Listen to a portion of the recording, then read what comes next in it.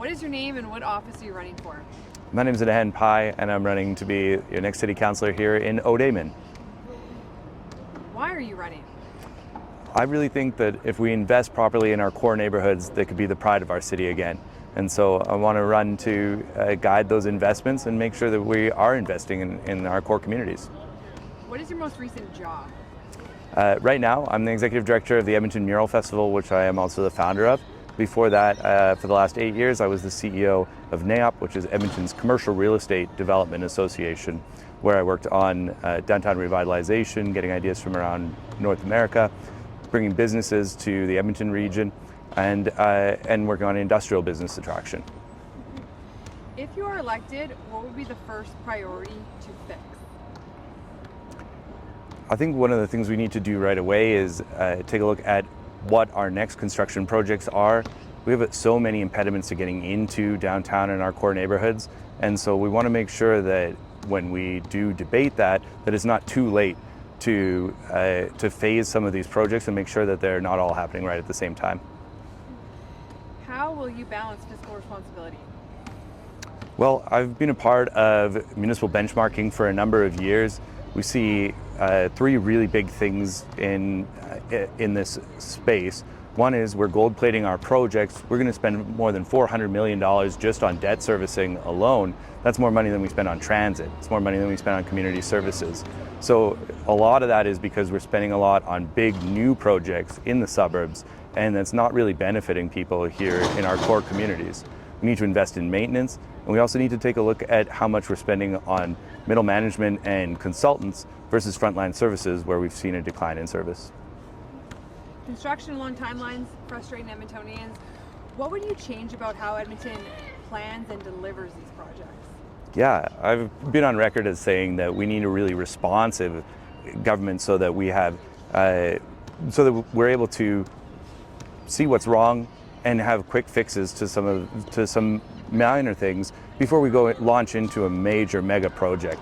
So some of the things that I see there is what Cincinnati did, where they have see-click fix. You can see how many other people have the same issue as you, and it tells you exactly when people are coming out to fix that exact issue.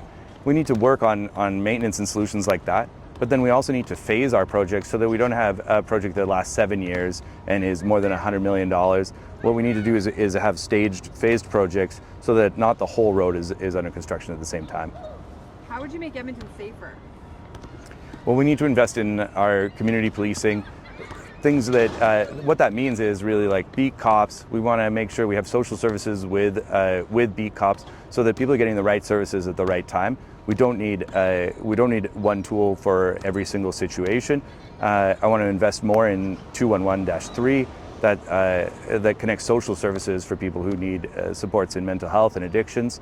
And then we also need to take a look at how the police, social services, and other agencies are dealing with our most vulnerable population, because we can't just be moving the problem around. Where do you stand on infills, and what's the path forward? So I think that, first of all, we can double our downtown residential population.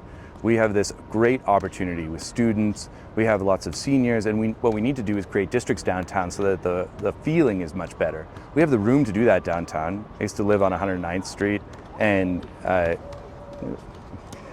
used to live on 109th Street and walk to 104th Street, and the whole place is parking lots. So we have enough room to do that downtown. That's going to have way more gains than mid-block infill. For mid-block infill, I want to take a look at the size of infill and the parking requirements, and reduce mid-block infill, keeping 8 units on the corners of the neighborhood, but going to 4 or 6 in mid-block situations. What do you think about the city's relationship with the province and how it should be? So I've worked in government relations for a long time, and I think that what we need to do is start off with a shared set of goals with the province. The province wants to see economic development. They want to see some progress on some of our major files, but they have a responsibility in terms of homelessness, mental health, addictions, and healthcare.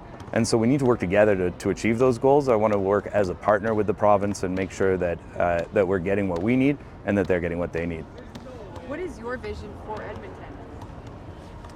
What I want to see is an Edmonton that is built from the core outwards. I want an investment in the core. I want great opportunities around here. We have so much opportunity in terms of the businesses in our core neighborhoods, our great spaces like 124th Street and Chinatown, downtown, and other places where we need to just invest and work on a responsive government that's not in the way of our great entrepreneurs and businesses around here. If you're elected, what's one thing you want people to remember you accomplished at the end of your term? I think it'll be hard to quantify, but the feeling of downtown and our core neighborhoods needs to be improved. What we see right now is crumbling infrastructure. It's hard to get to, feels unsafe. And so reversing those things, we really need to reverse course. And I think that by the end of the term, I hope people aren't thinking about those things because those are really basic. We need to feel safe. We need to maintain our infrastructure in our most important neighborhoods, and we need to have these kinds of opportunities. What I hope that people are thinking in 4 years about is what a great feeling we have and what's the next opportunity and how can they contribute to that.